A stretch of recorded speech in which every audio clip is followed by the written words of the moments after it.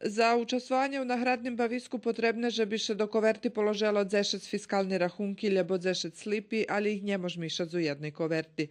Minimalna suma na rachunku lebo slipu musi biti 100 dinari, a pri popunjavanju koverti na boku za še ona otvera treba upisati zmeno i prezvisko, adresu za osobnej kartočki lebo pasoša i číslo telefona. Tiž potrebne, že biste boli polnoljetni hraždan Srbiji, a mesto adresi primatelja potrebne napisati vežnji rachunok i pobec 2018. Za razliku od prešloho roku, toho roku u nagradnim bavisku može učestvovati šitski koverti, a hoć nagradni fond išće všenje poznati, občekuje še vekše číslo nagradov, jak u prethodnim vicahovanju. Можем вам потвердити, že číslo automobiloh dva razvekšane ta bude kolo 100 falati.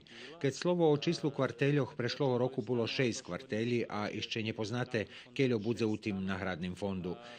Možem vas ljem zacikaviti zos informaciju, že ih toho roku bude vecej. Jak ocenjena je kampanja za zniščevanje šive ekonomiji u Srbiji dala pozitivni rezultati, zaznačeni konstantni rost porcijnih prihodoh, okreme unapredzene inspekcijne nadpatranje, ljepša koordinacija državnih organov, istnuju novi stimulaciji za početnikov u roboti, a potrimovka hraždanov u uzbivanju šive ekonomiji veće jak 90%.